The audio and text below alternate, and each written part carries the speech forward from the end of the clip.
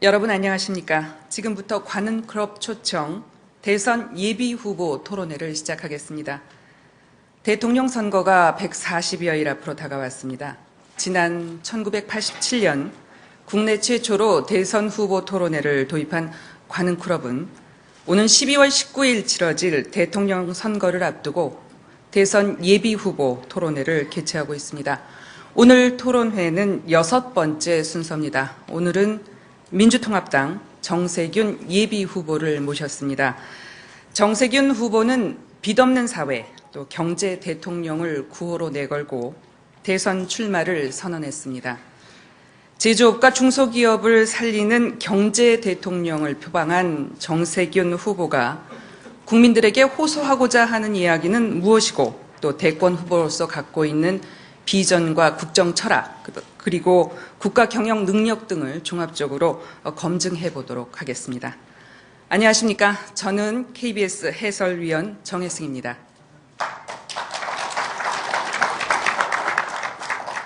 오늘 참석하신 패널들과 함께 정세균 후보가 꽁꽁 쌓아두고 계신 이야기거리 풀어내보도록 하겠습니다. 먼저 관훈클럽의 초청에 기꺼이 응해주신 정세균 후보 박수로 맞아주시기 바랍니다.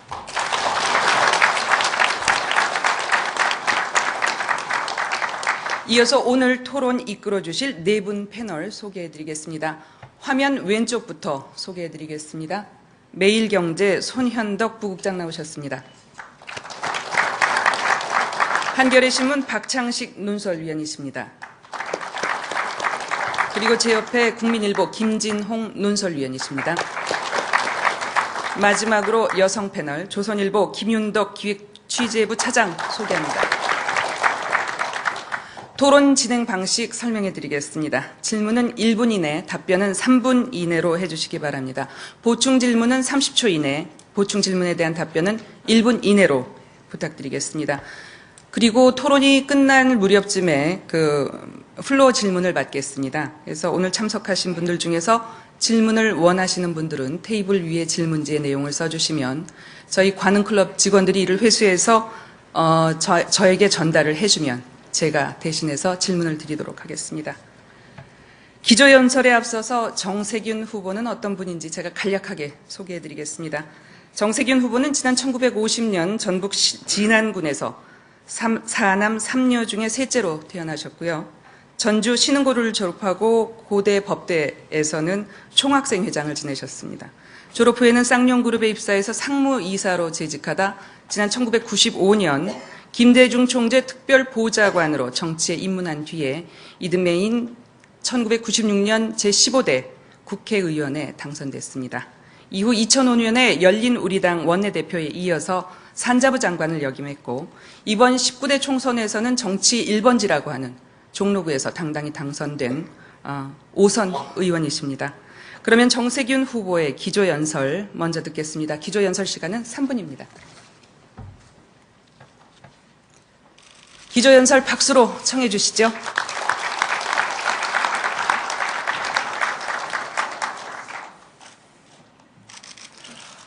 지금 대한민국은 승자 독식의 사회입니다.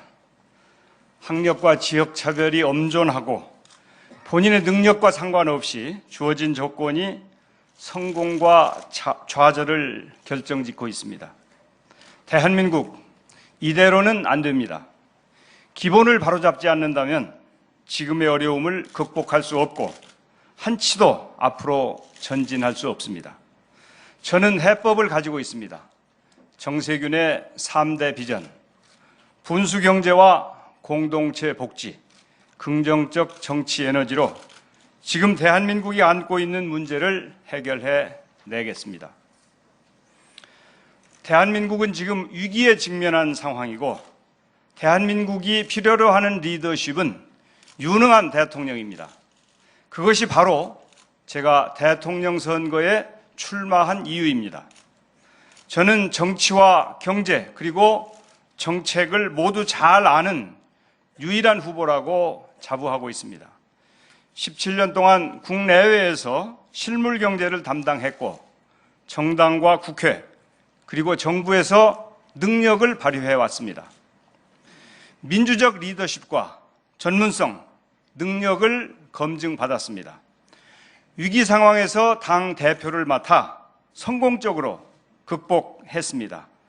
위기 상황에서 지도자가 무엇을 어떻게 해야 하는지 알고 있습니다. 정세균이 대한민국을 위기에서 구해내고 도탄에 빠진 민생을 회복시키고 경제를 살리겠습니다. 저는 과거로부터 자유로운 사람입니다. 역대 대통령 대부분의 불행은 비리와 부패에서 비롯되었고 과거와 주변, 세력과의 인연이 원인이었습니다. 저는 과거로부터, 사람으로부터, 세력으로부터 어떤 빚도 없는 사람입니다. 사심 없이 오직 국민만을 위한 대통령이 될 수 있습니다. 저는 대통령 권력 주변에 어떤 비리와 부패도 용납하지 않는 깨끗한 대통령이 되겠습니다. 저는 지금껏 국민이 먹고 사는 문제를 해결하는 정치를 해왔습니다.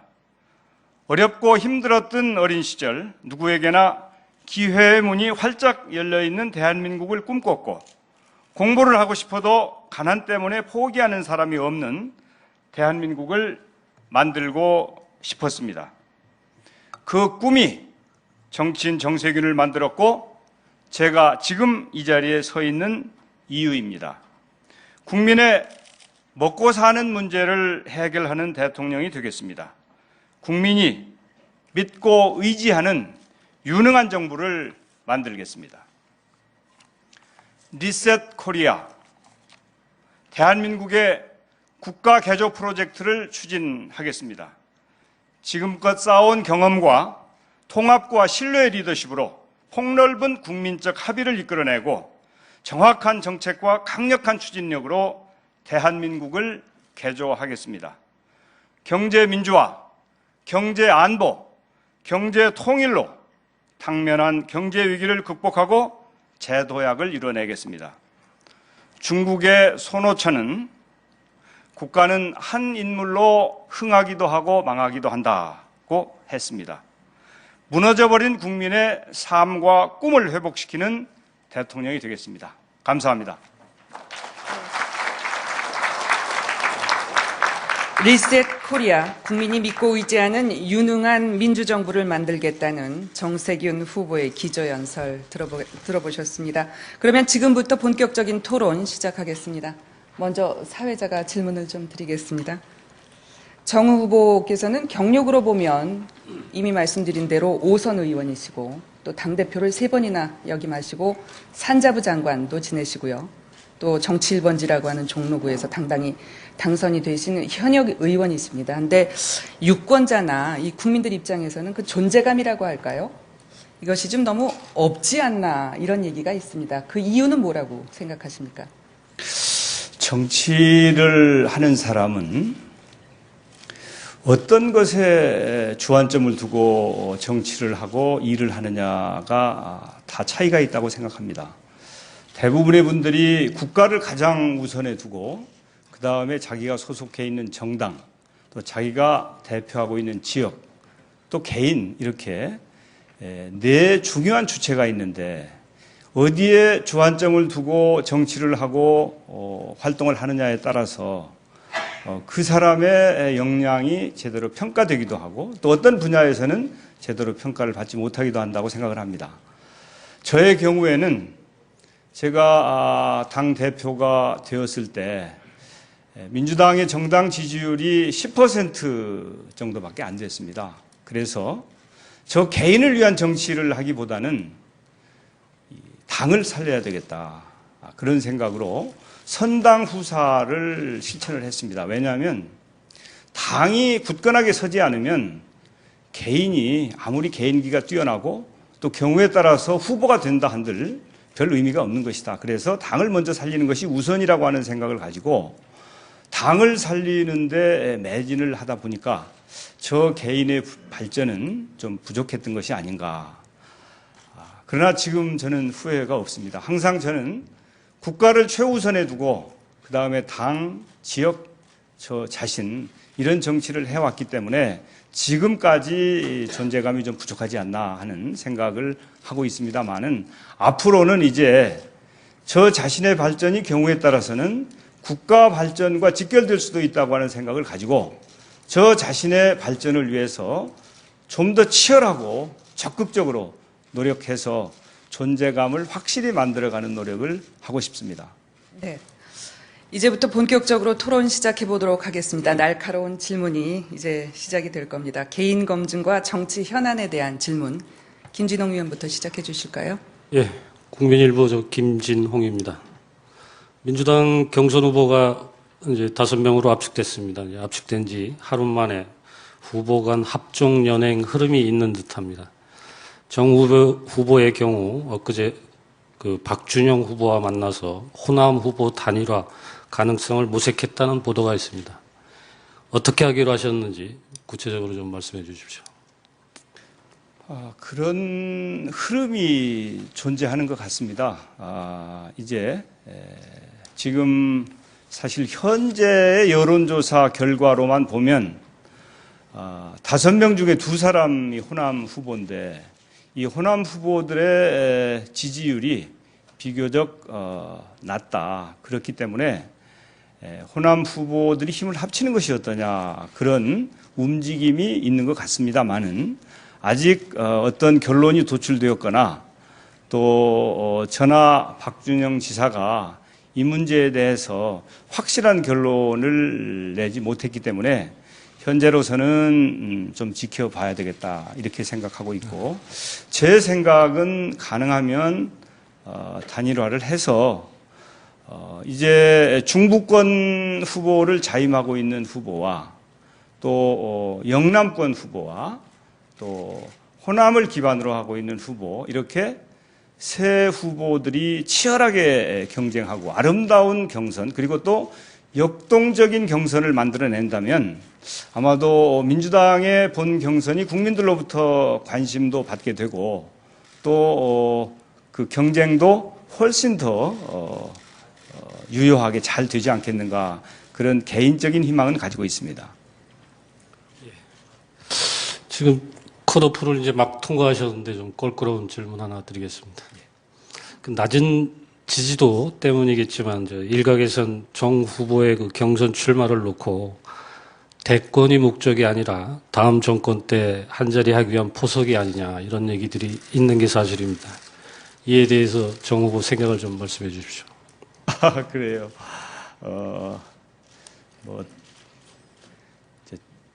그야말로 좀 당황하시는데요. 이 전혀 잘못 짚은 그런 판단인 것 같습니다. 저는 그런 생각이 전혀 없고요. 사실 지금까지 많은 기회가 있었지 않습니까? 저는 국회나 당이나 정부에서 중요한 일들을 많이 했고 또 그것이 영광스러웠고 또 거기에서 성과를 냈기 때문에 어떤 자리를 탐하거나 또 진정성이 없이 무언가 다른 목적을 위해서 이 대선에 출마하는 그런 어떻게 보면 국민을 속인다고 볼 수도 있는 그런 정치 태도와 저와는 잘 맞지가 않습니다. 그래서 저는 앞서 제가 모두 발언에서 말씀드린 것처럼 정말 우리 대한민국이 지금 힘들고 어렵다.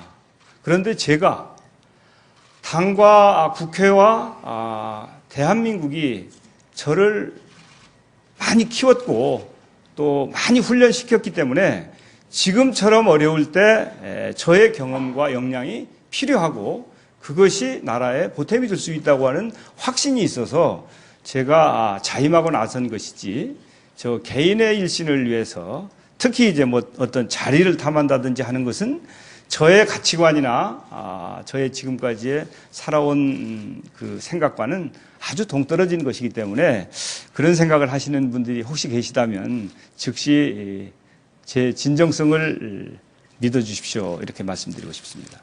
네, 계속해서 개인 검증 부분 질문 이어가 보겠습니다. 예, 한겨레 논설위원 박창식입니다. 저는 논문 표절 관계 질문 드리겠습니다. 2004년도에 그 경희대에서 학위 논문을 쓰시고 박사 학위를 받으셨죠? 네.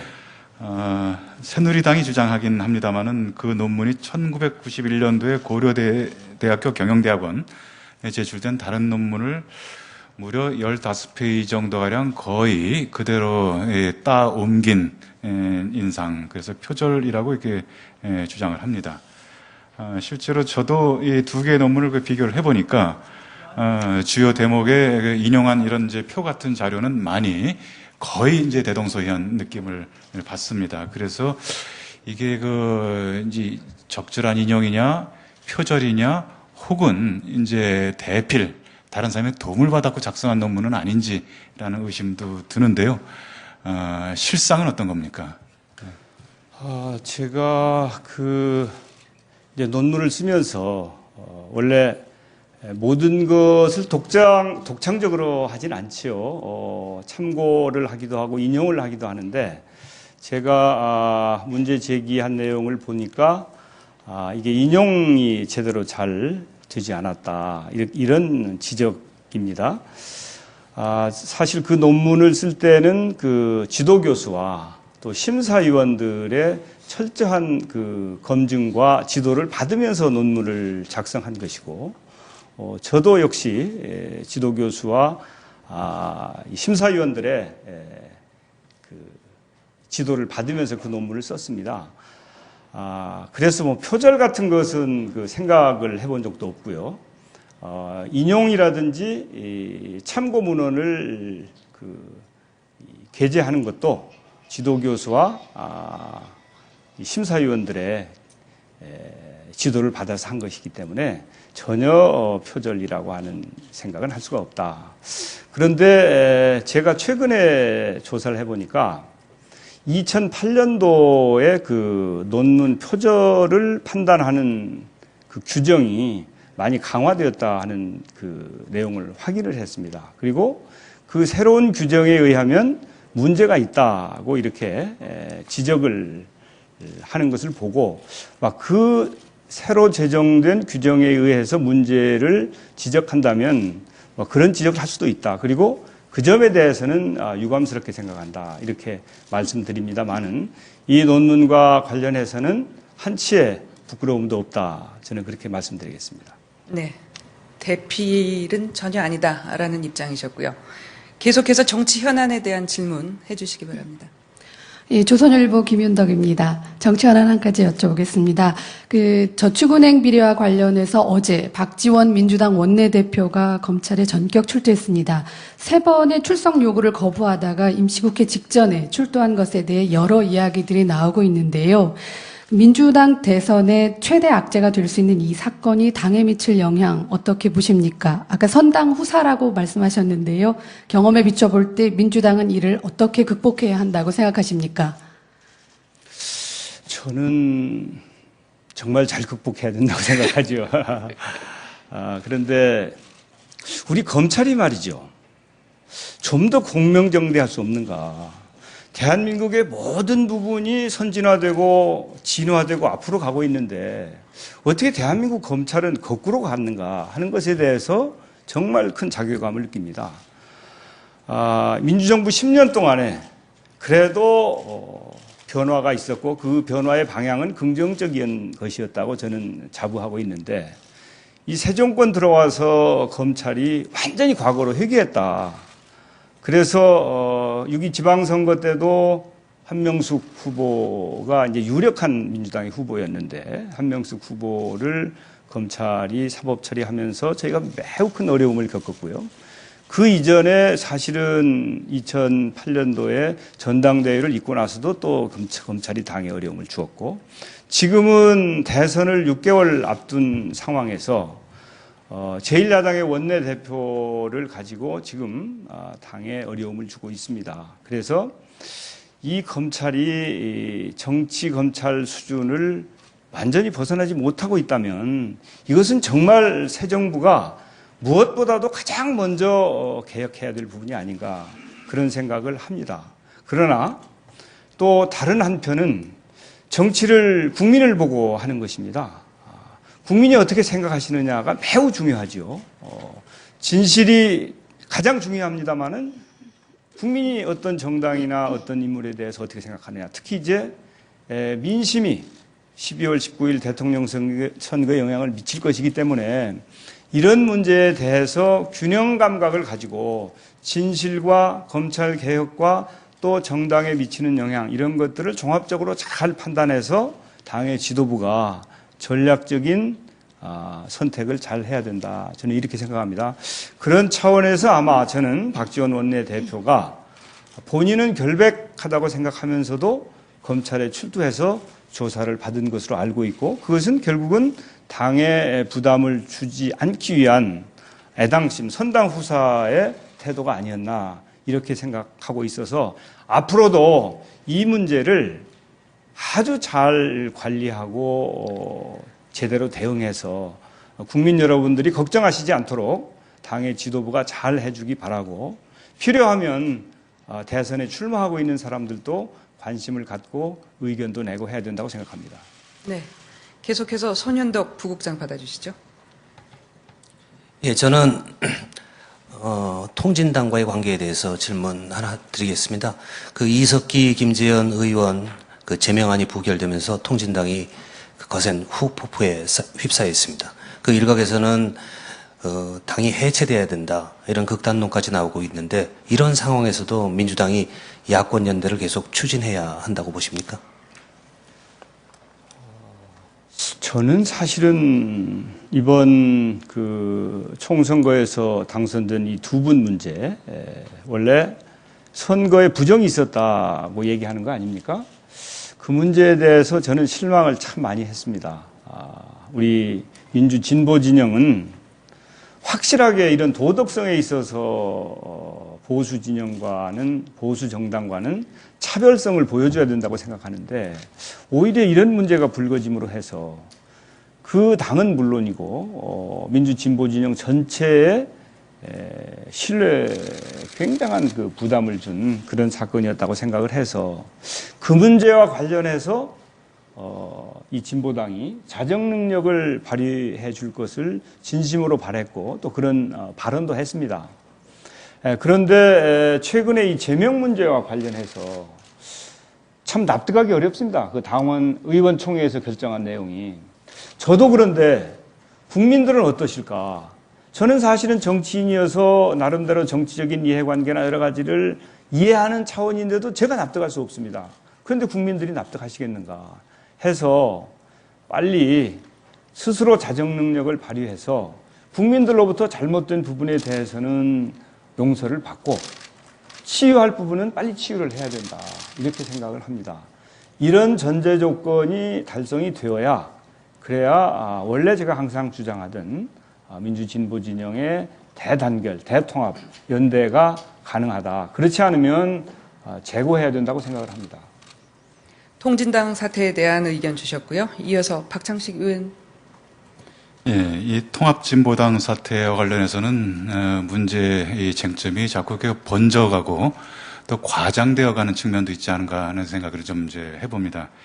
대표적인 게 그 이른바 이 종북 논란이라는 게 이제 있는데요.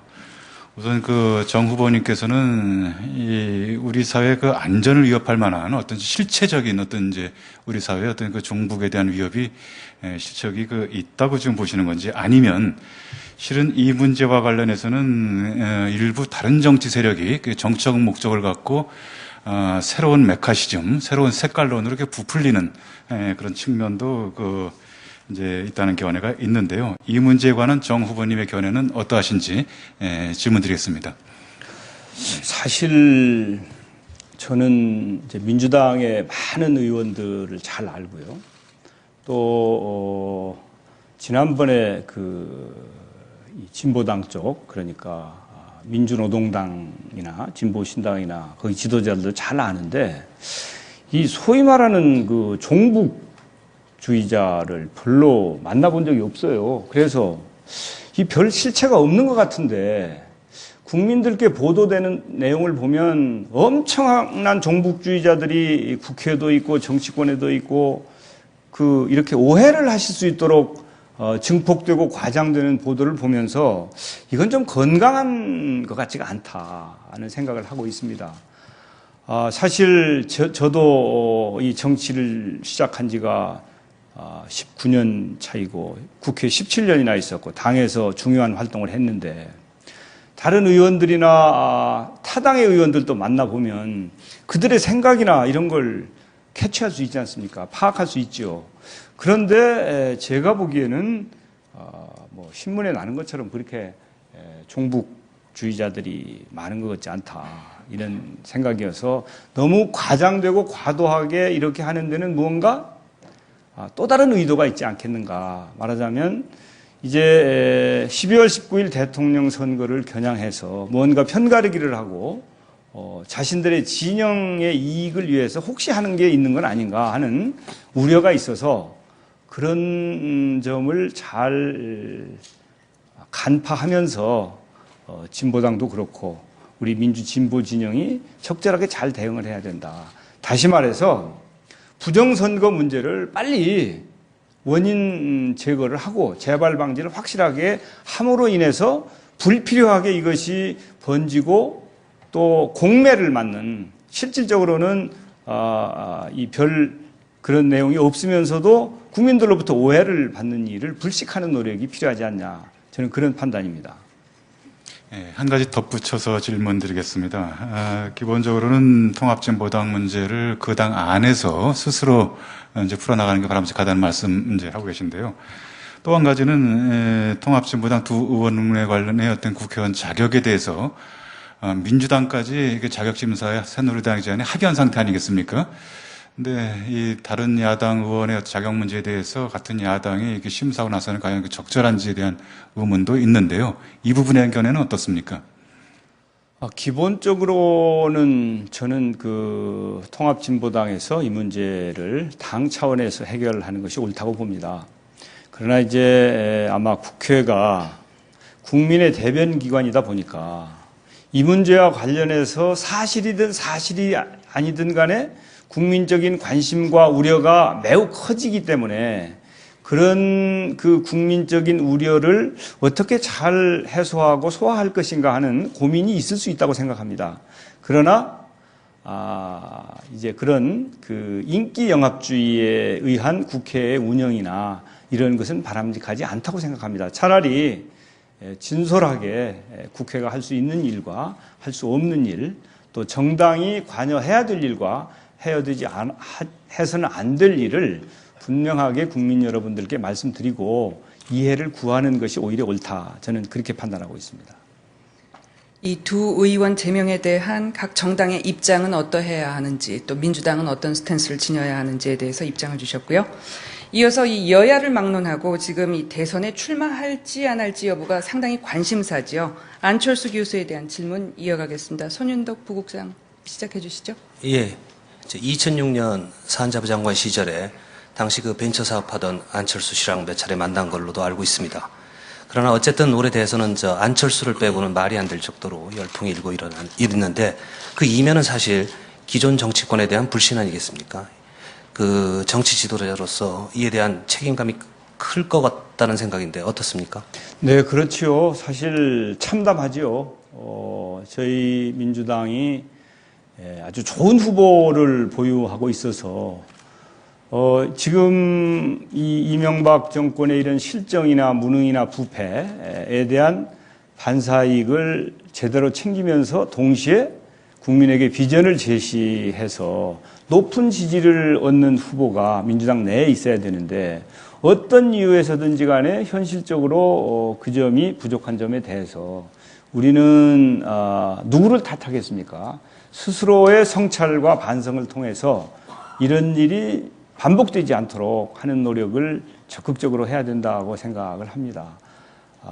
과거에도 유사 사례가 있었기 때문에 뼈아픈 반성을 통해서 이런 일이 재발되지 않도록 해야 되는데 그러나 또 현재 우리가 처해 있는 상황은 어떻게든지 민주 진보 진영이 대동단결해서 정권 교체를 해야 된다. 그것이 특정 정치 그룹이나 정파를 위한 것이 아니고 대한민국을 위해서 그렇게 해야 된다고 하는 확신을 가지고 있기 때문에 그 점에 있어서는 또 활로를 모색할 책임이 민주당에게 있다. 만약에 어떤 이유에서든 어떤 경로를 통해서든 정권 교체가 이루어지지 않으면 그 첫 번째 책임은, 가장 큰 책임은 민주당이 져야 될 것입니다. 그런 책임 의식을 가지고 민주당이 상황에 대처해야 된다. 저는 그렇게 봅니다. 예. 정 후보께서는 안 교수에 대해 정치 경험이 없다는 점이 약점이라고 지적하신 바 있는데요. 그 안 교수의 그 나쁜 정치 경험이 없다는 것은 오히려 자산이다라고 한 말에 대해서 그 후보께서는 꼭 나쁜 정치만 생각할 일은 아니다라고도 하셨습니다. 그 말씀은 이제 나쁜 정치 경험이라도 정치 경험이 전혀 없는 것보다는 낫다. 혹은 안철수 교수는 대통령이 될 자격이 없다라는 뜻으로도 들리는데 동의하시는지요? 사실 국민적으로 좋은 이미지도 있고요. 또 비전 제시 등을 통해서 국민들에게 희망도 주고 또 정치 경험이 풍부해서 정부도 잘 알고 국회도 잘 알고 정당도 잘 아는 이런 그 만능 후보가 있으면 100점이죠. 그런데 안타깝게도 그런 후보는 없는 것 같습니다. 그래서 결국은 국민 여러분들께서 선택을 하셔야 될 상황일 것 같아요. 정치 경험이 있는 사람을 선택할 것이냐, 아니면 정치 경험이 없는 사람을 선택할 것이냐. 저는 대선이 가까워 올수록 국민 여러분들께서는 많은 고심을 하게 될 거라고 생각을 해요. 그런데 이제 제가 지금까지 당과 국회와 정부에서 경험을 한 바에 의하면, 이 대통령으로 적임자는 역시 정치를 좀 아는 사람이 좋겠다. 대통령은 정치의 정점입니다. 그래서 국회를 알고 정치를 알아야 대통령을 잘 할 수 있죠. 그래서 사실은 대통령이 되는 것도 중요하지만 성공하는 대통령이 되는 게 더 중요하지 않습니까? 그리고 저는 다음번 대통령은 누가 되든지 간에 정말 성공하는 대통령이 돼야 되겠다. 그래서 국민에게 희망을 드리고 이 위기를 잘 관리하고 극복할 수 있는 그런 유능한 대통령이 꼭 필요하다고 보기 때문에 이제 안철수 교수가 지금까지 이루어놓은 성취나 지금까지 기업인으로서 사회에 환원하고 또 나름대로 베푼 품성이나 좋은 장점이 매우 많습니다. 그런데 이제 이 정치를 경험하지 않았다는 것은 분명 단점이다. 그리고 대통령이 될 수 있는 사람은 나쁜 정치 경험이 있는 사람은 국민이 선택 안 하십니다. 정치 경험이 있는 사람 중에서 선택을 하신다면 좋은 정치 경험이 있는 사람 중에서 선택을 하시죠. 그렇기 때문에 대통령이 될 사람이 정치 경험이 없어야 된다고 하는 판단은 그건 나쁜 정치 있는 사람은 아예 선택 받을 수 없는 것이기 때문에 당연히 좋은 정치를 상정하고 하는 거예요. 그런 차원에서 안철수 교수도 훌륭한 후보지만 부족한 점도 있다.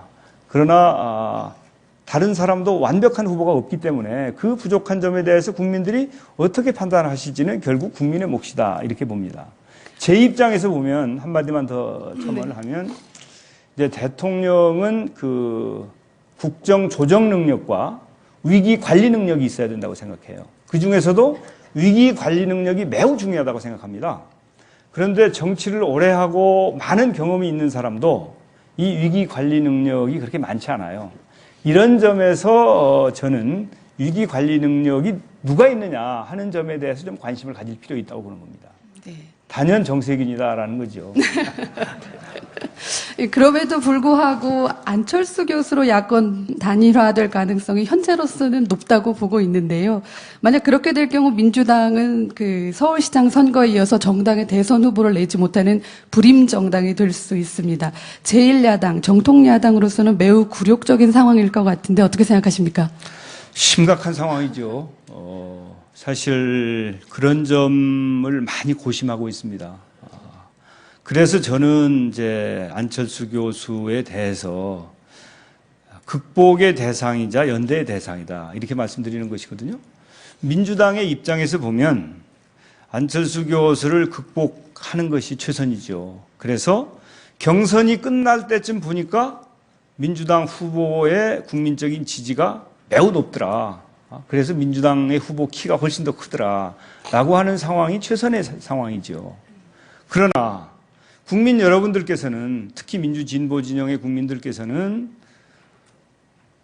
누가 되느냐 보다는 정권 교체를 하느냐 못하느냐에 더 큰 관심을 가지고 계시기 때문에 제1야당인 민주당은 정권 교체를 꼭 해야 된다고 하는 그런 책임의식을 가지고 생각한다면 연대를 통해서라도 정권 교체해야 된다고 하는 생각을 할 수밖에 없어서 극복의 대상이자 연대의 대상이다. 이제 그런 생각을 저는 하고 있는 거예요. 앞서 잠깐 말씀드리면은 이 좋은 정치 경험이 있는 사람이 대통령으로서 적합하지 않느냐라는 얘기를 하셨는데, 그렇다고 하면은 지금 민주당의 예비 후보 5분, 컷오프에 통과하신 5분들은 모두 좋은 정치 경험이 있으신 겁니까? 그렇지는 않죠. 그렇지는 않고, 이제 뭐 민주당의 후보는 또 이런저런 요건들이 있습니다. 제가 보기에는 민주당 후보는 그래도 민주당의 정통성이 있고 민주당다워야 되지 않겠어요? 또 국가를 책임져야 되니까 경험이 충분해야 됩니다. 그래서 이 능력과 도덕성이나 이런 부분에 대한 검증을 받은 사람이라 해야 되고요. 또 국민의 분열, 또 정당의 분열, 민주진보 진영의 분열이 심각하기 때문에 통합 능력이 있는 사람이라 해야 돼요. 저는 이런 3가지 정도를 기준으로 생각을 하고 있는데, 이 잣대를 가지고 5사람의 후보를 하나하나 재보면 이 3 조건을 다 갖춘 사람은 정세균밖에 없다. 알겠습니다. 계속해서 김진홍 의원 받아주시죠. 안 교수 관련해서 최근 보도가 하나 있었습니다. 지난 2003년 V소사이어티 회원 자격으로 최태원 SK그룹 회장 구명 활동을 벌였다는 것입니다. 그것보다 앞서서는 안 교수의 군 입대 과정을 놓고서 또 거짓말 논란이 좀 인적이 있었습니다. 이 2가지를 놓고 안 교수가 빨리 링 밖에서만 맴돌지 말고 빨리 국민 검증대위에 서야 한다는 여론이 좀 있습니다. 이에 대한 정 후보 생각은 어떠신지요? 네, 저는 오래전부터 안 교수가 국민 검증 기회를 주는 것이 좋겠다는 생각을 하고, 또 사실은 제가 자발적으로 안 교수 말씀은 안 드렸는데 자꾸 질문을 하시니까 질문을 피할 수가 없잖아요. 그래서 국민 검증을 받으셔야 된다, 그런 얘기를 했는데, 그것은 이제 검증을 받아야 된다고 하는 당위론도 있지만, 만약에 안철수 교수께서 대통령이 되고자 하신다면 국민 검증을 받아야 승산이 높아지는 것입니다. 제가 이 19년 동안 정치하면서 확인한 바에 의하면 우리 국민 여러분들께서 국회의원은 자기가 좋고 마음에 들으면 웬만하면 찍어주세요. 국회의원까지는. 그런데 대통령을 선택하실 때는 국민 여러분들이 대단히 까다롭습니다. 아무나 절대 찍지 않습니다.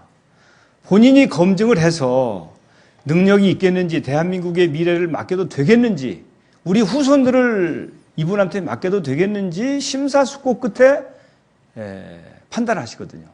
그래서 최선이 아니면 차선, 차차선이라도 검증 후에 하시기 때문에, 만약에 국민 여러분들께 검증할 기회를 갖지 못하게 하면 국민 여러분들께서 선택을 할 생각이 있으셔도 검증을 못했기 때문에 선택을 못하실 경우도 충분히 있다. 그래서 국민 여러분들께 검증 기회를 그래야 선택을 받을 수 있다. 이제 그런 차원에서 본선 경쟁력을 높이기 위해서라도 국민 검증을 받지 않으면 안 된다라고 하는 것이 저의 의견이었죠. 저는 지금도 그런 생각을 가지고 있고, 누구나 철저한 검증을 받아야 되고 또 그래야 본선 경쟁력이 높아진다고 저는 생각을 합니다. 네, 계속해서 박창식 의원 질문해 주시죠. 예, 그런 국민 검증을 조기할 필요성 이제 얘기하시는데, 아까 안철수 교수의 경우에 극복의 대상이면서도 또 동시에 그 연대의 대상이라고 하지 않았습니까?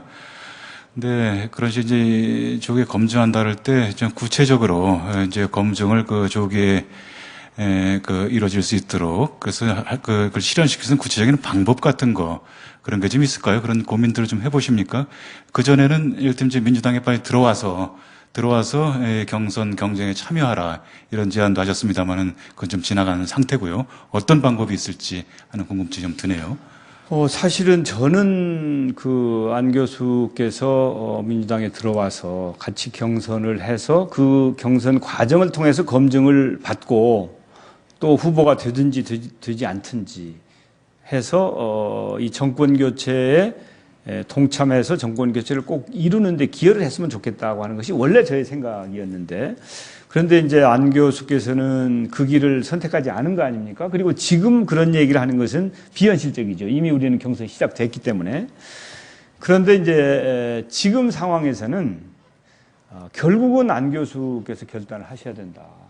그리고 국민 여러분들께서 어떤 기대와 어떤 요구가 있는지, 또 언론이나 정치권에서는 어떤 생각을 하고 있는지, 이런 것들을 잘 수렴하고 또 본인이 생각하는 가치와 철학을 어떻게 구현할 수 있는지를 잘 판단해서 적시에 결단을 해주시는 것이 옳다, 이렇게 보기 때문에, 사실은 이제 언론이 국민을 대신해서 여론도 만들고 전달하고 보도를 하고 하는 것이기 때문에 현실적으로는 이제 언론 쪽에 기대를 할 수밖에 없고, 정치권에서는 경우에 따라서는 이런저런 오해 소지도 있기 때문에 가능하면 저희 민주당의 입장에서는 민주당 경선을 역동적으로 잘 이끌어내서 민주당 후보가 키가 쑥쑥 자라게 하는 것이 1차적인 목표입니다. 그래서 그런 노력을 적극적으로 하겠습니다. 이어서 좀 다른 질문 드리겠습니다. 민주통합당 대선 후보 경선 과정에서도 노무현 정부의 그 공과 과에 대한 논쟁이 벌어지고 있습니다. 정 후보님께서는 노무현 정부에 대해서 종합 성적을 한번 매겨봐 주십시오. 100점 만점에 몇 점 정도 줄 수 있는지, 그리고 공은 뭐고 대표적인 과는 뭔지 한 가지씩만 꼽아 주십시오.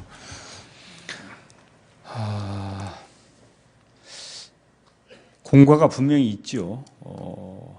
아무래도 정치 개혁을 하고 국가 균형 발전을 적극적으로 추진한 것은 저는 공이라고 생각을 합니다. 그러나 비정규직 문제라든지 양극화 해소에 실패한 것은 과다. 그러나 무엇보다도 큰 실패라고 할까, 과는 지난번 대통령 선거에서 530만 표로 진 것이 가장 큰 실패다, 저는 이렇게 생각을 합니다. 그래서 종합 성적으로 보면 이제 정책이나 국가 경영이나 이런 점은 공과가 충분히 서로 상쇄될 수 있을 때, 선거에 연거푸 실패했거든요. 6.2 지방선거에서도 실패하고 또 대선에서도 실패하고, 총선은 정권 바뀌고 나서 있었습니다만은, 이런 전국적인 선거에서 연전연패했다고 하는 것은 실패로 보아야 된다. 그래서 이 점에 대해서는 철저한 반성과 성찰이 요구된다고 저는 생각을 하고요. 높은 점수를 주기가 참 어렵습니다. 꼭 제가 숫자로 얘기를 해야 됩니까? 하여튼 제가 보기에는 한 수미양가로 하면 한 미 정도가 되지 않나, 이렇게 생각을 합니다. 그러면 과락은 넘기는 겁니까? 과락은 사실은 이제 이 과락은 넘겼죠. 특히 이제 이명박 정권이 그 뒤에 있는 정권이니까 이명박 정권의 국정 운영하고 이렇게 상대적으로 비교를 해보면 분명 과락까지는 저는 아니라고 생각합니다. 이명박 정권보다는 훨씬 그래도 성취도가 높았던 정권이었다. 단지 국민과의 소통이나 민심을 얻는 데 실패해서 선거에 패했다고 하는 것은 이 정권으로서, 정당으로서는 대단히 큰 실책이죠. 제가 보충 질문 하나 하겠습니다. 그 참여정부의 공과를 얘기하면서 가장 큰 과로 구체적으로 지적한 게 양극화 문제 해소 덜했다라는 건데, 이건 지금까지도 있는 문제, 가장 큰 문제 아니겠습니까? 근데 그 정 후보께서는 그동안 그 여러 차례 그런 말씀을 하신 걸로 제가 기억하는데, 그 지금의 경제 상황의 위기가 간단치 않다고 하면서 이것은 새누리당이 만들어내고 새누리당이 증폭시킨 위기라고 그렇게 얘기하셨거든요. 그 좀 새누리당한테 좀 억울한 그런 발언 아닙니까? 그 씨앗이 참여정부에서부터 발언됐다라는 뜻으로 해석될 수도 있었을 텐데. 사실 그 양극화의 출발은 IMF 외환위기 때부터 본격적으로 출발했죠. 뭐 그 이전에도 시작은 됐습니다만은 그 외환위기를 극복하는 과정에서 신자유주의가 강요되었고 그 신자유주의를 우리 실정에 맞게 잘 변형시키면서 양극화를 방지하는 그런 성과를 냈어야 되는데 노력은 했는데 성과를 내지 못했습니다.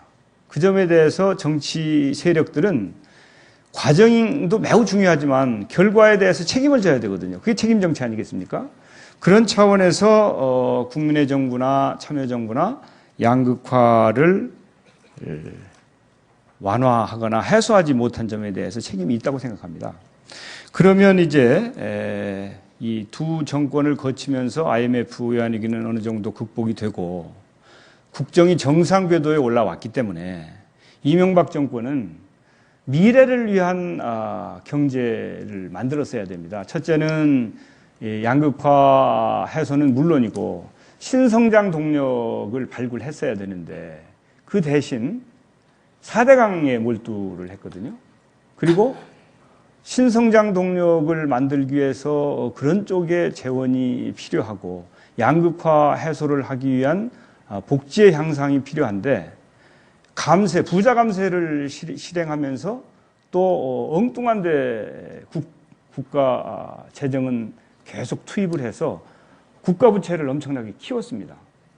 그리고 부동산 대책 등등을 제대로 하지 못해서 가계부채가 심각한 수준에 지금 이르고 있는 것이기 때문에 이 새누리당은 사실은 IMF 외환위기도 새누리당 정권이 초래한 거 아닙니까?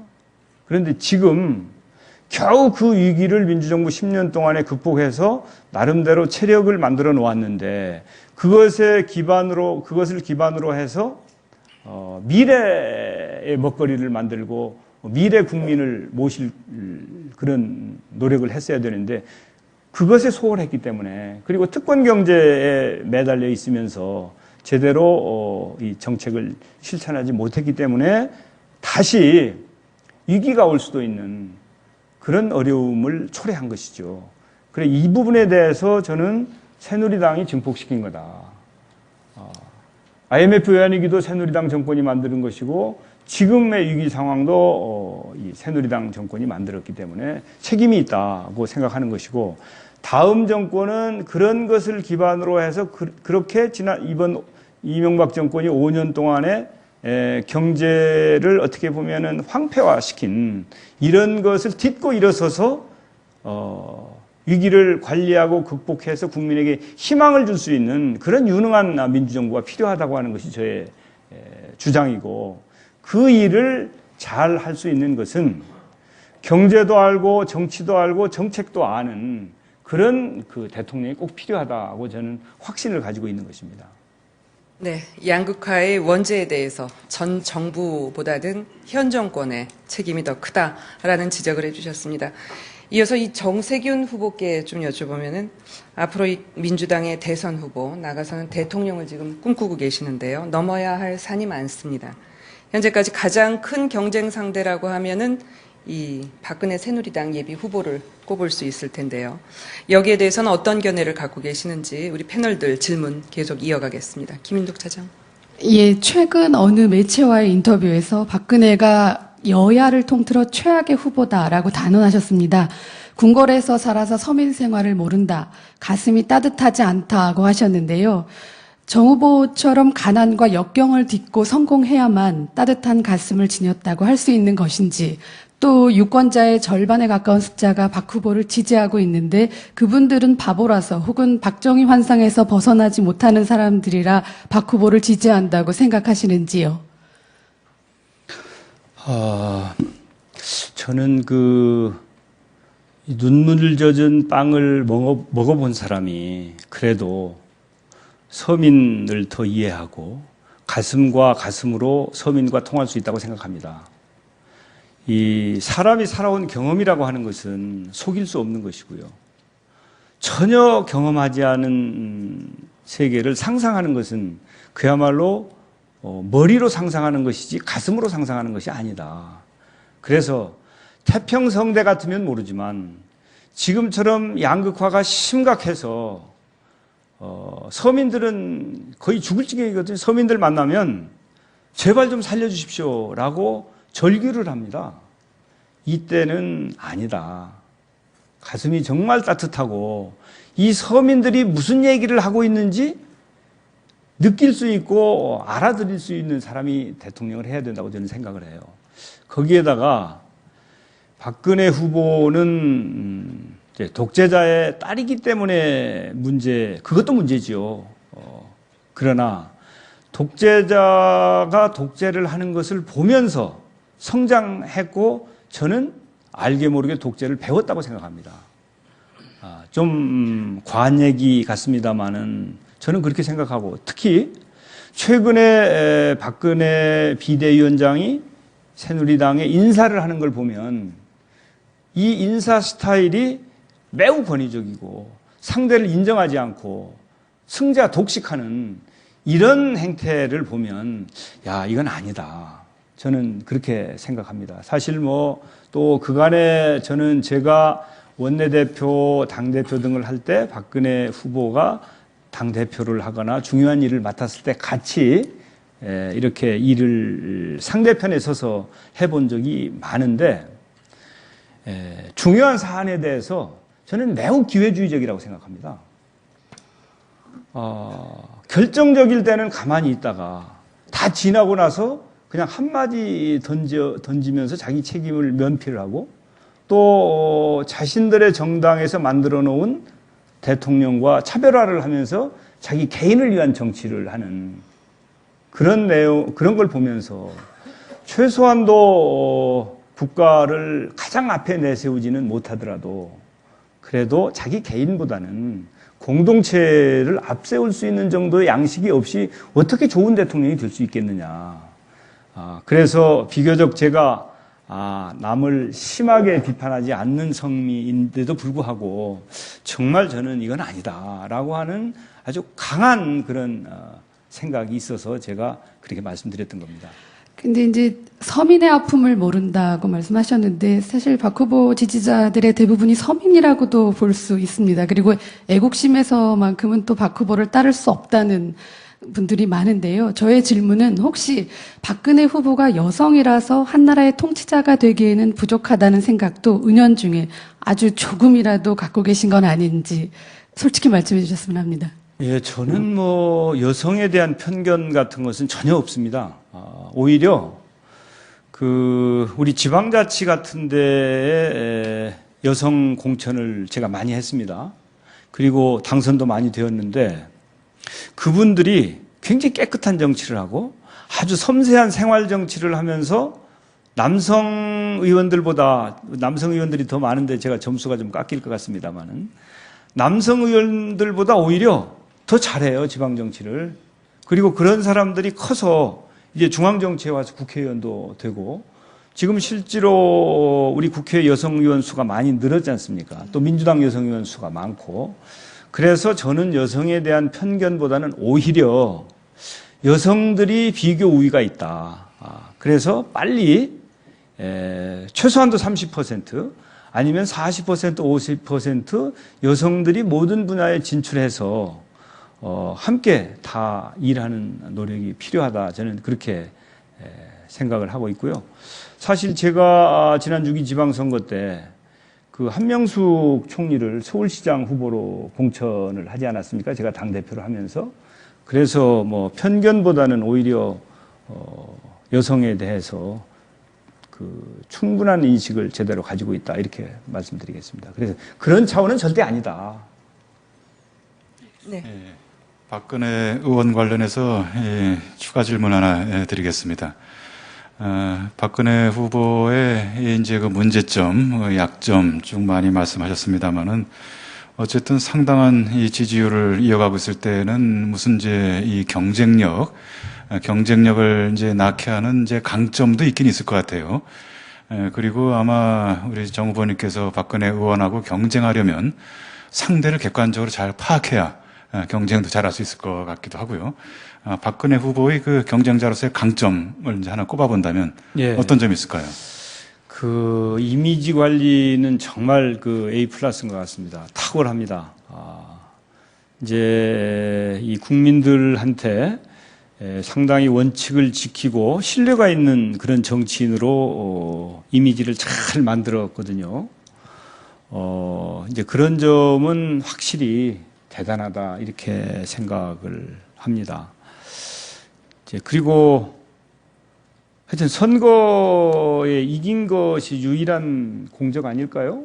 저는 사실은 박근혜 후보가 어떻게 저렇게 국민들로부터 지지를 받나. 물론 박정희 대통령의 후광이 있다고 생각합니다. 그러나 후광만 가지고 따지면 다른 정치인들도 후광이 있는 분들이 많은데 유독 박근혜 후보가 국민적인 지지를 이렇게 받고 있는 것을 보면서 왜일까 그런 생각을 해봤는데 앞서 말씀드린 이미지 관리뿐만 아니라 하여튼 이분이 나름대로 뭔가 강점도 있다. 이제 그렇게는 생각을 할 수밖에 없죠. 그리고 또 그거야 인정을 해야 되죠. 그러나 지금은 이제 사실은 인기가 있냐 없느냐 이런 수준이지 본격적으로 국민 여러분들께서 누구를 선택할 것이냐를 생각하실 때는 얼마든지 달라질 수 있다. 과거에 우리는 지난 16대, 17대 대통령 선거 때도 직접 우리가 경험을 했지 않습니까? 또 인기에 의해서 국민적인 지지를 많이 받다가 결정적인 순간에는 국민들로부터 선택을 받지 못하는 사례도 많이 보았기 때문에 그 점만 가지고 꼭 두려워할 일은 아니고 박근혜 후보의 장점은 장점대로 인정하고 잘 대응하되 우리 스스로의 경쟁력을 높이는 노력을 하는 것이 우리가 나갈 길이라고 생각을 합니다. 네, 김진홍 의원 받아주시고요. 정 후보께서 이제 좀 전에 박근혜 후보를 이제 독재자의 딸이어서 독재를 배운 것 같다 말씀하셨습니다. 그 독재자는 곧 이제 박정희 전 대통령을 의미할 텐데요. 박정희 대통령에 대한 평가도 그 극과 극을 달리는 상황입니다. 이 박정희 전 대통령에 대한 정 후보의 그 평가는 어떤지 좀 말씀해 주시고요. 박 후보의 그 5.16에 대한 발언으로 논란이 있었는데 5.16에 대한 정 후보의 생각도 말씀해 주십시오. 우선 박정희 대통령도 아주 극명하게 장단점이 드러나는 그런 지도자지요. 분명 산업화 과정에서 많은 성과를 낸 공적이 있습니다. 그걸 인정을 합니다. 그리고 그 당시에 사실 우리가 농업국가였는데 산업국가로 그리고 또 우리의 좋은 이 인력이나 이런 걸 활용을 해서 수출 주도형 산업을 만들어서 오늘의 대한민국이 있게 한 공적은 분명히 있다. 그러나 이제 그 집권하는 과정이 5.16 쿠데타를 통해서 집권한 거 아닙니까? 그리고 그 쿠데타를 하고 나서 국민들한테 여러 번 말씀을 바꾸셨죠. 국민들한테 여러 번 말씀을 바꾸셨고 또 권위주의 정치를 하고 독재를 하고 인권을 탄압하고 많은 민주인사들에게 못할 짓을 엄청나게 한 거 아닙니까? 이 부분은 절대 용납할 수 없는 것이죠. 우리가 일본을 얘기할 때 이런저런 거 독일을 얘기할 때도 하는 것과 똑같은 논리라고 저는 생각을 합니다. 그래서 박정희 대통령은 장점은 장점대로 단점은 단점대로 우리가 제대로 봐야 된다. 그 5.16 쿠데타는 분명 쿠데타죠. 그런데 만약에 박근혜 후보가 그냥 자연인 박정희 대통령 딸로서 자기 아버지가 하신 일에 대해서 얘기를 하는 것과 지금 박근혜 후보는 그런 자연인이 아니고 가장 높은 지지율을 받고 있는 대통령 후보 아닙니까? 예비 후보 아닙니까? 그리고 누구나 다 새누리당 후보는 박근혜 후보가 될 것이다 이렇게 보고 있는데 그 후보의 역사관, 대통령의 제일 책무가 무엇입니까? 헌정 질서를 유지하는 거 아닙니까? 그 헌정 질서를 파괴한 쿠데타에 대해서 그것이 누가 한 것이었든 간에 분명한 역사 의식을 가지고 또 거기에 대한 제대로 된 가치관을 보여야지, 아버지라고 해서 그렇게 되면 그럼 앞으로 국정을 운영할 때도 그럼 가까운 사람, 또 지금 이명박 정권이 하듯이 친구, 뭐 동네 사람, 뭐 이런 식으로 국정을 할 소지가 없다고 누가 보장하겠습니까? 그래서 이 역사관은 정말 잘못된 것이고 5.16에 대한 이런 평가, 본인의 말에 대해서는 지금이라도 국민께 사과하고 바른 인식을 국민께 말씀드리는 것이 옳다. 그냥 한번 얘기했으니까 끝까지 밀어붙인다라고 해서는 절대 저는 국민 여러분들의 납득을 받기 어려울 거라고 저는 생각합니다. 네, 이제 토론을 시작한 지 1시간가량 됐는데요. 이제 속도를 좀 내보도록 하겠습니다. 외교 안보 분야에 대한 질문 넘어가겠습니다. 제가 먼저 질문을 시작하겠습니다. 이 최근에 석방된 인권운동가죠. 북한 인권운동가 김용환 씨가 이 중국 공안당국의 수사를 받는 과정에서 고문을 당했다. 이런 얘기는 들으셨죠? 예. 하지만 이 정부가 뒤늦게 이 문제에 대해서 강경하게 선회를 하면서 지금 논란이 일고 있습니다. 이 과정에서 그 어떤 문제가 있다고 좀 생각하시는지, 이 상황을 어떻게 보시는지 잠시 얘기를 좀 해주시죠. 저는 이 이명박 정부가 정말 무능하다고 생각합니다. 어떤 사안이 있으면 종합적으로 미리 판단을 해야 되거든요.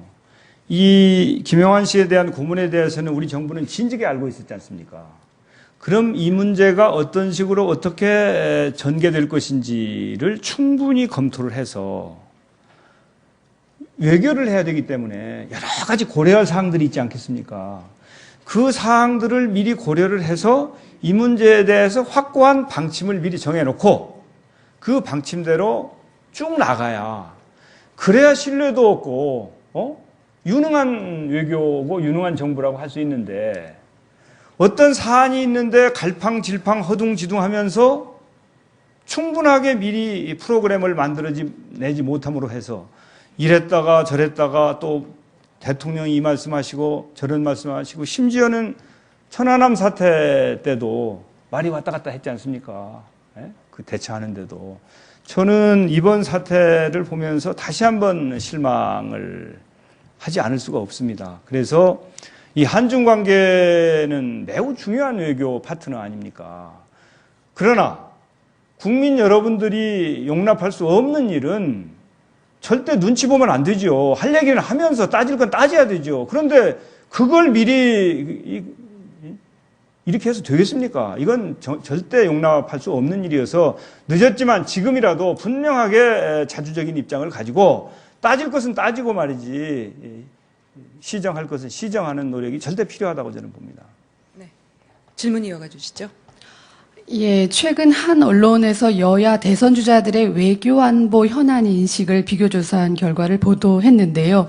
민주당 후보 중에서는 유일하게 정세균 후보께서 미사일 사거리 연장에 대해 미사일 주권 확보라는 점에서 찬성표를 던지셨습니다. 반면에 사용 후 핵 연료 재처리를 위한 한미 원자력 협정 개정에는 시기상조라고 해서 반대하셨는데요. 이 또한 주권 국가인 대한민국의 독립적 판단에 따라 처리해야 하는 것은 아닌지 어떻게 생각하십니까? 우선 그 미사일 사거리 연장은요, 앞으로 우주 산업이 굉장히 중요한 산업이 됩니다. 그리고 우리 대한민국도 이 우주 산업에 적극적으로 관심을 갖고 기술 개발도 하고 노력을 해야 될 단계인데, 이 미사일 사거리, 미사일 주권이 없으면 그러면 우주 산업을 제대로 우리가 진흥시키거나 연구를 할 수가 없습니다. 그런 차원에서 저는 당연히 주권을 가져야 된다. 이것을 미사일 이 전쟁용 미사일을 개발하고 안 하고는 그것은 우리가 판단해서 할 일이고 지금 안 해도 되죠. 그 문제는. 그리고 그런 문제에 대해서는 논의를 할 수 있다고 저는 생각합니다. 우방국들이나 동맹국들하고. 그렇지만 미사일 주권은 우리가 가지고 우리 스스로 판단해서 할 일이다 이렇게 생각하고 있고요. 이제 재처리 문제는 지금 현재 한반도 비핵화가 굉장히 저는 중요하다고 생각합니다. 북한 핵은 절대 용납되어서는 안 된다고 생각해요. 그래서 이 핵 문제와 관련된 남북 간의 합의를 우리가 먼저 깨는 일은 그것은 북한 핵 처리를 하는데 우리의 약점으로 작용할 수 있다.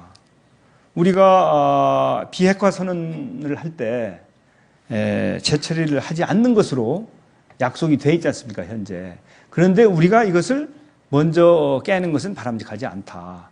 이 문제는 다시 필요한 절차를 다 거쳐서 다 양해가 될 때 해야 될 일이어서 당장 이걸 추진하는 것은 현실적이지 않다고 저는 생각합니다. 그리고 경우에 따라서 소탐 대실이 될 수 있다고 판단하는 거죠.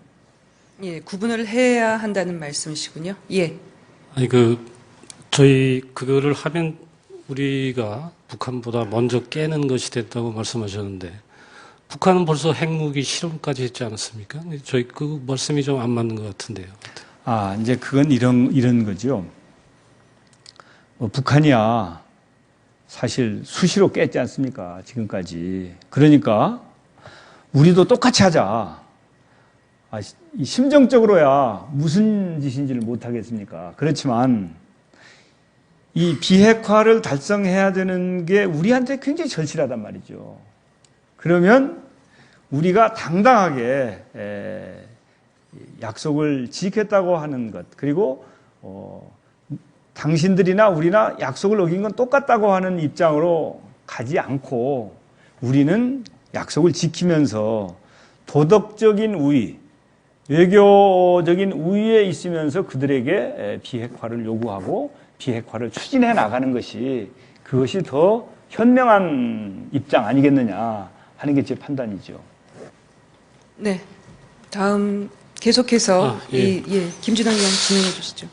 그 제주 해군기지 관련해서 질문드리겠습니다. 이거 다 정 후보께서도 그 장관을 지냈던 노무현 정부 시절에 적극적으로 추진됐던 사안입니다. 근데 이 사안을 놓고 민주당의 입장이 좀 약간 오락가락하면서 지난 총선에서도 좀 부정적인 영향을 좀 미친 것 같습니다. 제주 해군기지를 어떻게 해야 한다고 보시는지 말씀해 주십시오. 네. 지난 총선에서 이 문제가 당에 부담이 된 것에 대해서 저는 매우 유감스럽게 생각을 합니다. 원래 이제 이렇게 된 것이죠.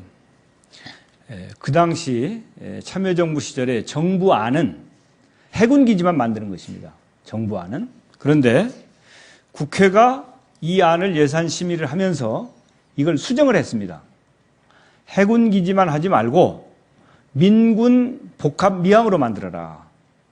이제 국회가 예산을 주지 않으면 해군기지 못 만드는 거 아닙니까? 그런데 국회가 민군 복합 미항으로 만들려고 하는 단서를 달아서 물론 그때 정부에서 거기에 동의를 했죠. 그래서 민군 복합 미항을 만들기로 확정한 겁니다. 그러면 대한민국 국가의 정책은 어떤 겁니까? 정부 안을 국회가 심의를 해서 수정해서 정부가 동의한 안이 그게 대한민국의 정책 아닙니까?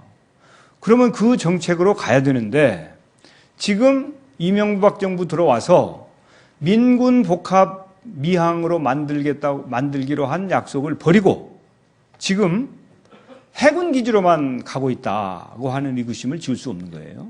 그리고 또 그 당시에 민군 복합 미항으로 만들라고 국회에서 수정을 할 때 이 해군 기지를 추진할 때 주민들의 동의를 얻는데 절차상의 하자가 있으니 이 절차를 보완해라 라고 하는 게 있었습니다. 그것은 제주도가 주민들의 동의를 얻는데 좀 하자가 있었어요. 옛날에 부안에서 핵폐기장 할 때도 그런 문제가 생겨서 결국은 그게 무산됐는데 그래서 이걸 보완하고 그 해군 기지의 성격도 민군 복합 미항으로 하는 것이 더 경제성도 있고 제주도에 맞겠다 이렇게 했는데 이 정권 들어와서 원래 정부안대로 지금 추진하고 있다고 보여지기 때문에 문제가 되고 있는 겁니다. 그래서 저는 국회가 확정해 준 안, 민군 복합 미항으로 가라. 지금도. 그리고 이제 저는 항상 이 국책 사업을 결정할 때는 결정하기 전에 그 과정을 아주 투명하고 공정하게 하고 또 심사숙고해야 된다고 생각합니다. 그냥 일방적으로 밀어붙이지 말고 정말 철저하게 검증을 받고 의견 수렴을 하고 해서 한 다음에 일단 결정을 하고 나면 그 다음에 딴소리 하지 마라. 결정할 때 철저하게 검증하고 국민 여론 들어서 하되 결정하고 났으면 그대로 나가야지. 한번 해놓고 또 딴소리하고 바꾸고 그러면은 국민 예산 낭비하는 거 아닙니까? 그런 차원에서도 이 민군 복합 미항은 저는 원래 국회가 정해준 대로 해라라고 하는 것이 제 생각이고 민주당도 저는 그렇게 가야 된다고 생각을 합니다. 그리고 만약에 그렇게 했으면 지난번 총선거에 괜히 이것 때문에 당이 손해를 보는 일도 없었을 것이다 이렇게 생각합니다. 네, 박창식 위원 질문해 주십시오. 저는 최근에 한일 군사 정보 보호 협정 이 문제가 논란이 되었죠. 이 문제 관련해서 우리 사회에 크게 한편으로는 중국이 급부상을 하니까 한미일 간에 좀 더 긴밀하게 협력하는 게 필요하지 않느냐는 이제 견해가 있는가 하면 반면에 한미 동맹은 뭐 기왕의 그 동맹이지만 거기서 더 나아가서 한미일 군사 동맹으로 발전시켜 나갈 가능성 매우 위험하다라고 하는 이제 견해도 있습니다. 이 문제에 관한 이제 정 후보님의 견해는 어떠신지 말씀해 주십시오. 저는 좀 더 신중해야 된다고 생각을 합니다. 우선 이 문제는 한일 군사정보보호협정에 대해서 국민 여러분들께서 우려하시는 국민들이 많으실 것이다. 그래서 이 문제에 대한 국민적 동의가 우선돼야 된다. 그리고 이명박 정권은 한일 군사정보보호협정을 추진하는 과정에서 절차적인 정당성을 확보하지 못하고 비밀주의로 일관하는 등의 큰 잘못을 저질렀다. 그래서 이것은 대단히 곤란하다. 저는 이렇게 생각합니다. 이 한일 정보보호협정이라는 것이 왜 나왔느냐를 따지면 이제 이런저런 미국과 일본과 한국이 좀 더 군사적으로 긴밀해지고 또 그러면 결과적으로 북중러와 이렇게 대결하는 그런 모양새가 될 수도 있다고 하는 우려가 있는 등 이 문제와 관련돼서는 국민적인 우려가 매우 높기 때문에 이명박 정부는 이제 현상을 그대로 두고 새로운 정부가 들어서면 국민적인 동의도 얻고 새로운 절차 그리고 또 동북아의 평화와 안정을 위해서 어떤 것이 현실적인지 다시 한번 깊이 논의해 볼 필요가 있는 그런 안이어서 매우 신중을 요하고 당장 추진에 대해서는 반대다 이렇게 말씀드리겠습니다. 네. 이어서 경제 대통령을 표방하신 이 정세균 후보가 준비한 정책에 대해서 계속해서 짚어보겠습니다. 먼저 질문 김진홍 위원님 좀 주실까요? 정 후보께서는 이제 빚 없는 사회를 캐치프레이즈로 내세우고 그 해법의 하나로 하우스포 주택을 임대로 전환하겠다고 말씀하신 바 있습니다. 그런데 이 하우스포 주택을 임대로 전환하겠다는 것이 잘 이행하기가 쉽지 않아 보입니다. 도대체 어떻게 하겠다는 것인지 좀 구체적으로 말씀해 주십시오. 네, 우리 가계부채 규모가 1,000조라고 하지 않습니까? 그 중에 부동산 관련 부채가 400조입니다. 그러니까 가계부채를 이렇게 키운 주범이 부동산이라는 얘기죠. 주택은 원래 주거용이 목적입니다. 그런데 지난 수십 년 동안 우리 대한민국에서는 주택이 주거용이라기보다는 좋게 얘기해서 투자, 나쁘게 얘기하면 투기의 대상이었습니다. 이걸 제자리로 돌려놓아야 그래야 국민이 편안한 나라가 됩니다. 주택은 주거용으로 그래서 자기가 필요한 정도만 주택을 보유하는 게 옳습니다. 그런데 이왕 저질러진 일 때문에 지금 하우스푸어 문제가 생긴 거 아닙니까? 주택을 팔래야 팔리지도 않고 이자 부담은 계속되고 또 경우에 따라서는 연체가 생기고 해서 이게 부실 자산으로 전락할 위험도 있어서 사실 IMF 외환위기 때 그때 위기를 초래한 것은 기업과 금융권이었는데 지금 기업과 금융권은 특히 대기업과 금융권은 이제 부실을 다 털어내고 굉장히 건강해진 상태인데 지금 가계부채가 문제거든요. 그런데 이 하우스푸어들이 보유하고 있는 주택이 매매도 안 되고 연체가 되고 해서 결국은 이게 파산으로 가면 이게 결국은 금융 부실로 되는 거 아닙니까? 그럼 그 금융 부실이 또 다른 문제를 야기할 수 있기 때문에 여기서 끊어줘야 된다.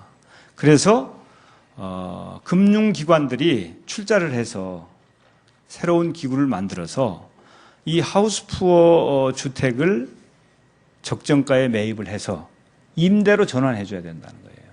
그러면 우선 이 하우스푸어들의 파산도 막을 수 있고 또 금융기관의 부실로 개인의 부채가 전이되는 것도 방지할 수 있어서 이건 누이 좋고 매부 좋은 것이다. 그래서 저는 이 문제에 대해서는 이렇게 작은 규모부터 시작해서 지금 하우스푸어가 한 100만 가구 정도 된다고 하거든요. 엄청난 돈이 필요한데 지금 금융기관에 현금은 많이 있지 않습니까? 현금은. 그래서 그것은 금융기관이 새로운 기구를 만들어서 임대로 전환하는 이런 걸 하는 것은 원래 주택의 본래의 방향으로 돌아가고 앞으로 대한민국의 주택은 주로 임대주택화 한다고 하는 그런 방향에도 부합하고 금융기관 부실로 막는 것도 막을 수 있고 개인 파산도 미리 방지할 수 있는 등의 이런 좋은 이점들이 있기 때문에 저는 이 정책을 빚없는 사회의 대표 정책 중에 하나로 제가 제시하고 있는 것입니다. 네, 제가 좀 부장. 예. 보충 질문 좀 하겠습니다. 그 빚 없는 사회 말씀하시는데 우리 대표님은 빚 없으세요? 약간 있습니다. 꽤 되시죠, 그래도? 예, 좀 있습니다. 꽤 되시는 걸로 제가 알고 있습니다.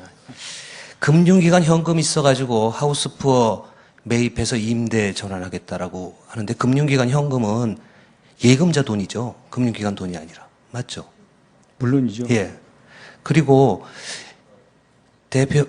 우리 정 후보께서는 현장을 잘 아는 경제통이신데 금융기관이 출자해가지고 하우스푸어 주택 매입해가지고 임대하겠다는데 그 출자할 금융기관 있을까 싶습니다.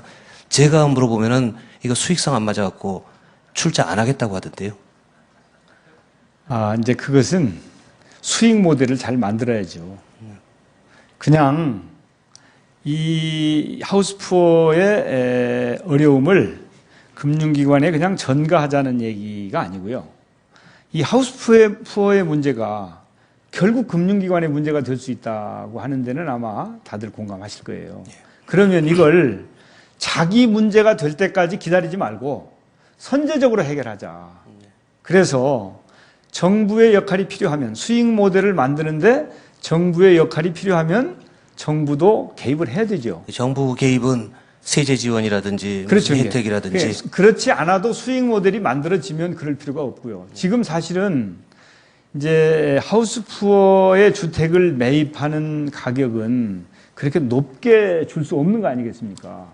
예. 그렇다고 그러면 현금 흐름 때문에 문제가 되기 때문에 그 현금 흐름은 예금자들 돈도 금융기관은 무언가 그 돈을 굴려야 되니까 그 현금 흐름은 금융기관이 담당을 하고 또 좋은 정책을 현실적으로 개발을 해서 수익 모델을 만드는 것은 금융기관과 정부가 협의를 해서 모델을 만들면 하우스푸어 문제도 해결하고 금융기관으로 이 부실이 전이되는 것도 막을 수 있어서 이 필요한 정책이다. 저는 이렇게 제가 한 가지만 더 묻겠습니다. 네. 그 정부 역할도 필요하다고 그랬고 그 가격을 또 높게 사들일 수도 없다고 그러는데 그러면은 정부 혜택이 들어갈 텐데 이건 좀 제가 볼 때는 이상한데 정부가 지원을 하게 된다는 얘기는 혈세를 가지고 집 있는 사람을 보존해주는 이거는 모럴 해저드일 텐데 이런 게 될 수 있을까요? 저희가 물론 모랄 해자들을 막아야 되죠. 그런데 IMF 외환위기 때 우리가 얼마의 공적 자금이 들어갔습니까? 가래로 막을 걸 호미로 막을 수 있다면 호미로 막아야 되죠. 그리고 그런 과정은 당연히 국민적인 동의를 받아야 되죠. 그래서 국민들에게 진실을 그대로 알리고 이 문제를 해결하기 위해서 최소한도 호미로 막을 필요가 있습니다라고 하면 저는 국민들의 동의를 얻을 수 있다고 봅니다.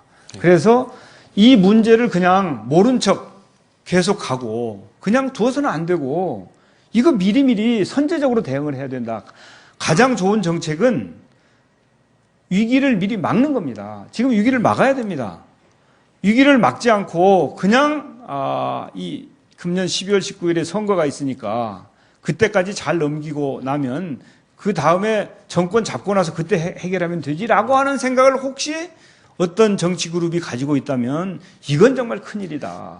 제가 다른 거 하나 묻겠습니다. 이게 네. 사실은 경제에 이 대해서는 질문을 진실을 좀 알리고 마지막으로 해주십시오. 예. 위기를 막는 건데 우리 정 후보께서 핵심 공약이 분수경제론입니다. 그렇습니다. 그래서 분수경제론은 중소기업하고 소상공인, 자영업 살리자는 건데 자영업 지금 뭐 대강 알고 전체를 다 아시겠지만 자영업이 저희가 600만 명 정도 되죠.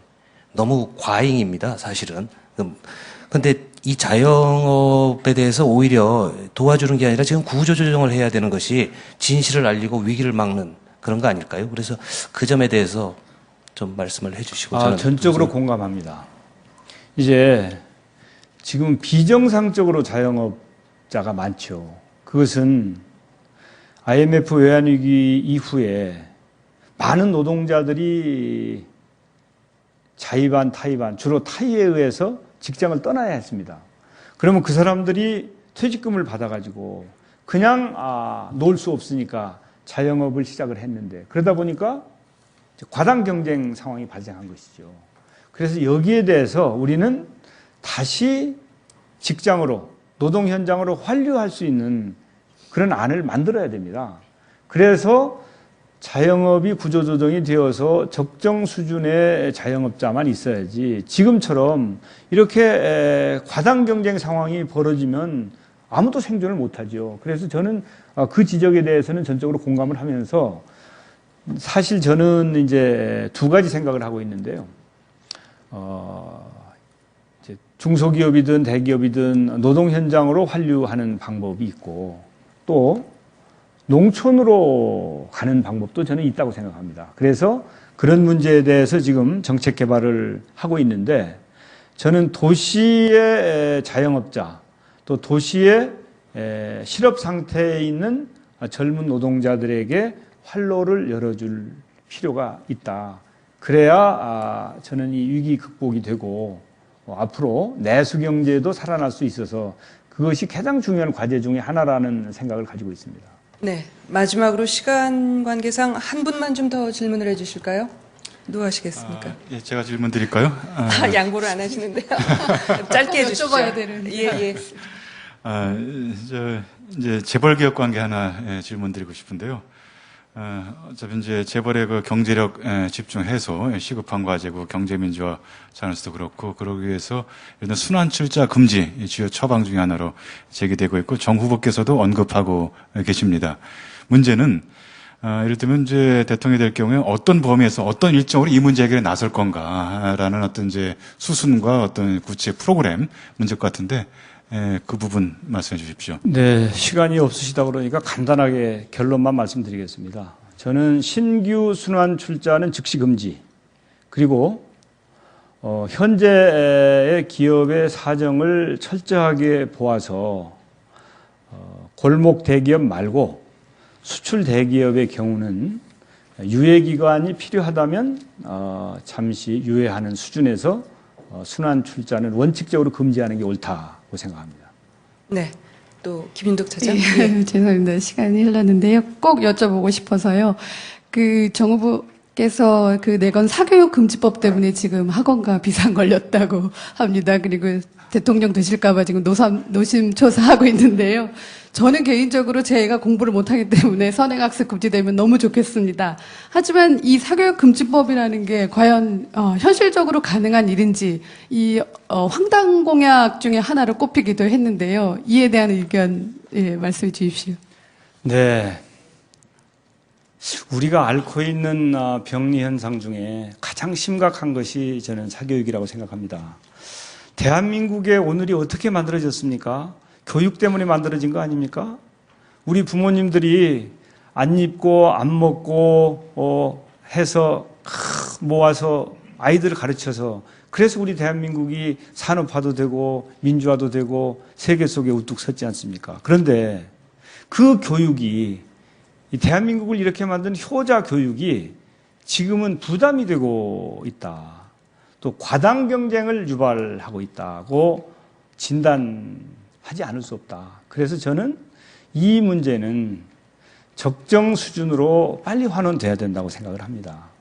그래서 이제 법과 제도와 관행과 문화를 바꿔야 사교육이 없어질 수 있죠. 그냥 법 하나 만든다고 되겠습니까? 아니면 누가 대통령이 한마디 한다고 되겠습니까?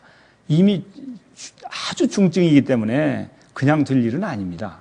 그래서 제가 헌법을 개정해서라도 이것은 고쳐야 된다고 하는 것을 말씀드린 것은 그만큼 당위성을 그리고 이건 꼭 누가 대통령이 되든지 달성해야 될 그런 책무다, 과제다라고 생각해서 그렇게 말씀을 드린 것입니다. 네. 저는 몇 가지 입법 그리고 제도와 관행을 바꾸고 또 국민 사회적인 대타협과 국민 공감대를 만들고 대통령이 확고한 의지를 가지고 있으면 없앨 수 있다. 그러나 하루아침에 없애는 것은 아니고 모든 절차와 국민적인 합의 공감대를 잘 만들어서 부작용을 최소화하면서 그게 유능한 민주정부지 그냥 우격다짐으로 하는 게 민주정부는 아니거든요. 그래서 지금 현재 사교육에 종사하는 분들이 굉장히 많거든요. 그분들에 대한 대책도 당연히 마련하면서 정책을 추진할 테니까 너무 걱정하시지 마시라고 이렇게 좀 전해 주시죠. 예, 알겠습니다. 이어서 마무리 발언 순서로 넘어가 보겠습니다. 오늘 나오신 정세균 후보 마지막으로 이 국민 여러분들께 드리고 싶은 말씀이 있다면 말씀하실 수 있는 시간 드리도록 하겠습니다. 시간은 1분입니다. 네, 저는 IMF 외환위기를 맞았을 때 초선 의원이었습니다. 실물 경제를 경험했던 사람으로서 또 젊은 피라고 하는 평가를 받았던 사람으로서 약간 우쭐한 상태에서 IMF를 맞았는데 그간에 저의 우쭐했던 마음이 정말 산산이 부서지는 그런 충격을 경험했습니다. 은행이 무너지고 기업이 문을 닫고 가정이 파괴되고 가장들이 목숨을 끊는 상황에서 아무것도 할 수 없는 제가 경제 전문가라고 하는 것이 참으로 부끄럽다 하는 자괴감을 경험했습니다. 이 기억은 제가 어린 시절에 기회균등한 세상을 만들고 싶어서 정치를 생각했던 기억과 함께 정세균 정치의 화두가 되었습니다. 17년 동안 정치를 하면서 저는 어떤 경우에도 지켜온 원칙이 있습니다. 첫째 국가, 그 다음이 정당, 그 다음에 제가 대표하는 지역, 그리고 저 정세균. 어떤 기준, 어떤 상황에서도 저의 최우선 가치는 국가와 국민이었습니다. 앞으로도 제가 대통령이 된다면 이 원칙은 철저하게 지켜지고 오히려 더 강화될 것이다. 이렇게 말씀을 드립니다. 지금 우리 대한민국이 어렵습니다. 저는 위기 직전이라고 하는 인식을 가지고 있습니다. 정치인으로 또다시 국민이 겪는 고통을 바라봐야 한다면 이것은 죄악이라고 저는 생각을 합니다. 제가 할 수 있는 모든 것을 다해서 위기를 막아내야 되겠다. 어떤 상황에서도 국민을 배신하지 않는 대통령이 돼야 되겠다고 하는 결심을 다시 하게 됩니다. 최선을 다해서 승리해서 제가 국가를 위해서 헌신할 수 있는 기회를 만들도록 노력하겠습니다. 감사합니다. 네. 오늘 장시간 패널들의 이 집요한 질문 성의 있게 답변해 주신 정세균 후보께 다시 한번 감사드립니다. 그리고 알찬 내용으로 질문해 주신 네 분 패널들께도 감사드립니다. 이것으로서 오늘 관훈클럽 초청 대선 예비후보 토론회 여기서 마치도록 하겠습니다. 여러분 감사합니다.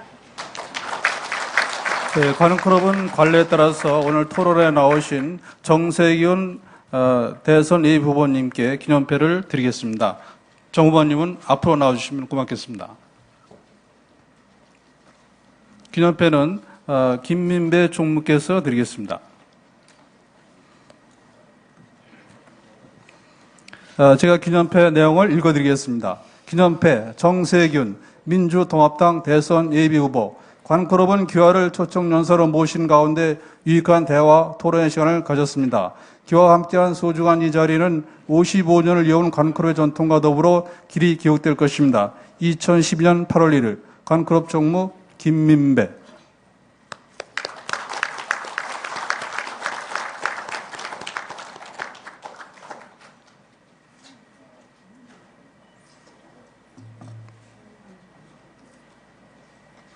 네, 오늘 장시간 또 함께 해주셔서 감사합니다.